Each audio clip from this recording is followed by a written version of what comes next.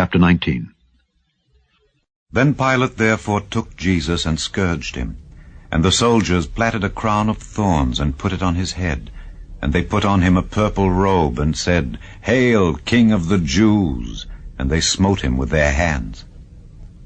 Pilate therefore went forth again and saith unto them, Behold, I bring him forth to you, that ye may know that I find no fault in him. Then came Jesus forth, wearing the crown of thorns and the purple robe. And Pilate saith unto them, Behold the man.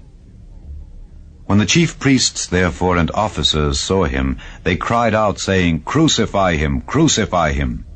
Pilate saith unto them, Take ye him and crucify him, for I find no fault in him. The Jews answered him, We have a law, and by our law he ought to die, because he made himself the Son of God. When Pilate therefore heard that saying, he was the more afraid, and went again into the judgment hall, and saith unto Jesus, Whence art thou? But Jesus gave him no answer. Then saith Pilate unto him, Speakest thou not unto me? Knowest thou not that I have power to crucify thee, and have power to release thee? Jesus answered, Thou couldest have no power at all against me, except it were given thee from above. Therefore he that delivered me unto thee hath the greater sin. And from thenceforth Pilate sought to release him. But the Jews cried out, saying, If thou let this man go, thou art not Caesar's friend. Whosoever maketh himself a king speaketh against Caesar. When Pilate therefore heard that saying, he brought Jesus forth, and sat down in the judgment seat in a place that is called the Pavement, but in the Hebrew Gabbatha. And it was the preparation of the Passover, and about the 6th hour. And he saith unto the Jews, Behold your king. But they cried out, Away with him, crucify him. Pilate saith unto them, Shall I crucify your king? The chief priests answered, We have no king but Caesar. Then delivered he him therefore unto them to be crucified. And they took Jesus and led him away. And he, bearing his cross, went forth into a place called the place of a skull, which is called in the Hebrew Golgotha, where they crucified him, and two other with him, on either side one, and Jesus in the midst. And Pilate wrote a title and put it on the cross, and the writing was, Jesus of Nazareth, the King of the Jews. This title then read many of the Jews, for the place where Jesus was crucified was nigh to the city, and it was written in Hebrew and Greek and Latin. Then said the chief priests of the Jews to Pilate, Write not the King of the Jews, but that he said, I am King of the Jews.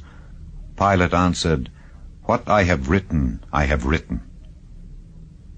Then the soldiers, when they had crucified Jesus, took his garments and made 4 parts, to every soldier a part, and also his coat.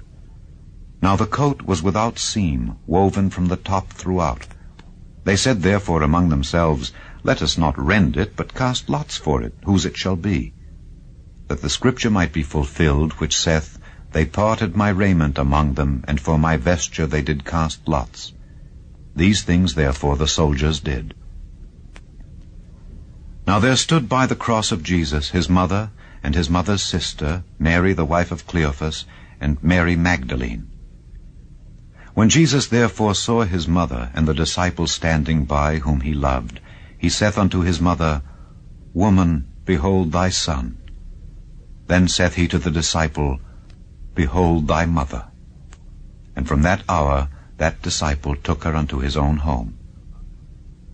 After this, Jesus, knowing that all things were now accomplished, that the scripture might be fulfilled, saith, I thirst. Now there was set a vessel full of vinegar, and they filled a sponge with vinegar, and put it upon hyssop, and put it to his mouth. When Jesus therefore had received the vinegar, he said, It is finished. And he bowed his head, and gave up the ghost. The Jews therefore, because it was the preparation, that the bodies should not remain upon the cross on the Sabbath day, for that Sabbath day was an high day, besought Pilate that their legs might be broken, and that they might be taken away. Then came the soldiers, and brake the legs of the first and of the other which was crucified with him. But when they came to Jesus and saw that he was dead already, they brake not his legs. But one of the soldiers with a spear pierced his side, and forthwith came there out blood and water. And he that saw it bare record, and his record is true. And he knoweth that he saith true, that ye might believe. For these things were done, that the scripture should be fulfilled, A bone of him shall not be broken. And again another scripture saith, They shall look on him whom they pierced.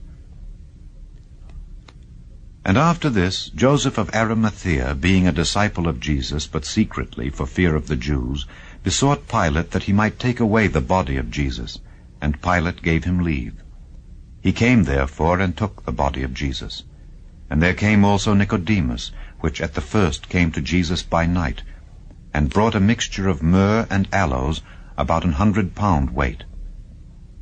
Then took they the body of Jesus, and wound it in linen clothes with the spices, as the manner of the Jews is to bury. Now in the place where he was crucified there was a garden, and in the garden a new sepulchre, wherein was never man yet laid. There laid they Jesus, therefore, because of the Jews' preparation day, for the sepulchre was nigh at hand.